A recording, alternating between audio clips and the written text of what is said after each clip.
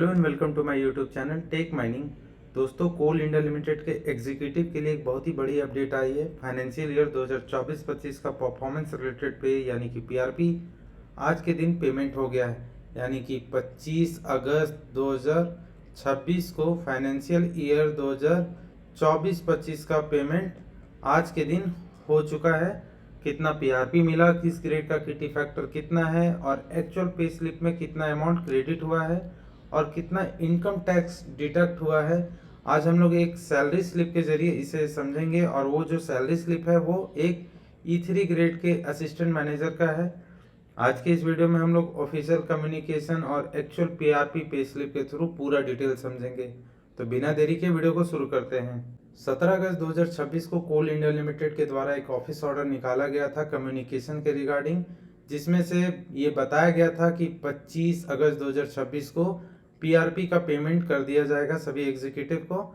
और जो kitty factor है वो 21 अगस्त 2026 को निकाल दिया गया था, जो इस प्रकार है। E1 ग्रेड का किटी फैक्टर 26%, E2 ग्रेड का किटी फैक्टर 26%, E3 का 26% और E4 का 32.50%, E5 का भी 32.50%, E6 का 39%, E7 का 45.5%, E8 52%, E9 का 58.50%, डायरेक्टर का 81.25% और CMD जो है उनका यहाँ पे 97.50% किटी फैक्टर रहा है।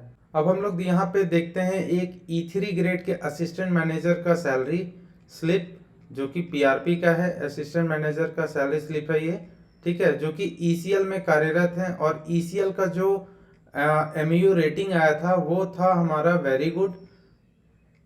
हम लोगों ने पहले के वीडियो में जिक्र किया था ECL का और अदर सब्सिडरीज का क्या रेटिंग रहा है 2024-25 में। तो यहाँ पे जो परफॉर्मेंस रिलेटेड पे है एक E3 ग्रेड के असिस्टेंट मैनेजर का, वो 1,37,480 रुपये 49 पैसे हैं। और जो इनकम टैक्स डिडक्शन हुआ है उनका वो 35,745 रुपया हुआ है। और टोटल जो नेट पे है, जो इन हैंड उनको मिलेगा एज अ पीआरपी, ठीक है, वो है 1,01,735 रुपये 49 पैसे। इतना रुपए उनको इन हैंड यहाँ पे दिया गया है एज अ पीआरपी। और ये जो पेमेंट किया गया है एग्जीक्यूटिव को पीआरपी के रूप में वो सिर्फ 65% है, जो कि एक्चुअल प्रॉफिट का 65% है। और जो 35% है वो इंक्रीमेंटल बेनिफिट पे होता है। लेकिन कोल इंडिया लिमिटेड 2024-25 में इंक्रीमेंटल बेनिफिट नहीं पा सकी, जिसके कारण से ये पीआरपी इनका सिर्फ 65% मिला है। जैसे कि 2023-24 की अगर हम लोग बात करें, 2023-24 में कोल इंडिया प्रॉफिट कर पाई थी 37,369 करोड़, ठीक है। और 2024-25 की अगर हम लोग बात करें तो कोल इंडिया यहाँ पे 35,450 करोड़ ही यहाँ पे प्रॉफिट कर पाई है, जो कि पिछले बार से यहाँ पे 1919 करोड़ का एक तरह से हम लोग बोलेंगे कि प्रॉफिट आफ्टर टैक्स कम हुआ है।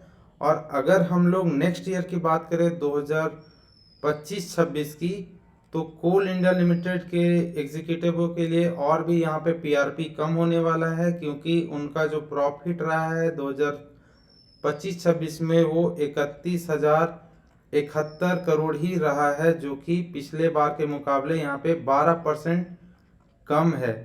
तो कोल इंडिया लिमिटेड के एग्जीक्यूटिवों का जो अगला पीआरपी होगा, जो कि उनको 2027 में मिलने वाला है, वो भी काफ़ी कम होने वाला है। यहाँ पे जो भी अभी एक असिस्टेंट मैनेजर को अगर 1,01,735 रुपया भी अगर इस बार मिल रहा है इन हैंड, तो इससे भी घटकर अमाउंट अगले बार 2027 में मिलने की उम्मीद है, क्योंकि कोल इंडिया लिमिटेड यहाँ पे इंक्रीमेंटल प्रॉफिट नहीं कर पाई है और उनका जो लॉस हुआ है वो भी 12% से हुआ है।